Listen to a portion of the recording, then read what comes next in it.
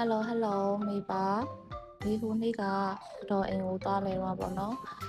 ငါးကြော်တဲ့ဟာကိုလိုက်ထားတာဖြစ်ပါတယ်ရှင်ငလူးငါးလေးတွေကိုအင်းရှိချီလာရောက်လို့ငါးထောင်မို့အားပေးလိုက်ပါတယ်ချေးခွန်ခွာပါမယ်ရှင်ငါးချီချွေးလေးတွေပြောင်းအောင်စားနဲ့ရေးစီးနေတာပါရှည်3ခါဆေးပြီးပါပြီရှင်ဒီဆေးပြီးရဲ့ငါးလေးကိုနွေးမုံထည့်ပါမယ်စားထည့်တယ်ညွန့်မုံထည့်ပြီးတော့အရသာစိမ်ဝင်အောင်ဖောက်ဖောက်လေးနေပေးပါမယ်ရှင်ငါးလေးရတီတော့ကြေးတော့မှဆိုလို့ပါ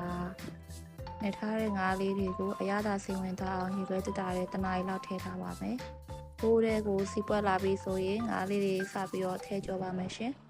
အရင်ဆုံး3កောင်ထည့်ပါတယ်ကြာမှဆိုလို့ပေါ့နော်များလဲများလို့အဲ့ဒါ10កောင်လောက်ခါရဲထည့်လိုက်ပါတယ်ရှင်မိရှိန်လေးလည်းရလာပြီဆိုတော့ငါးလေးတွေလည်းစပွက်နေပါပဲရှင်မလားမပါငါချော်လေးရပါပြီ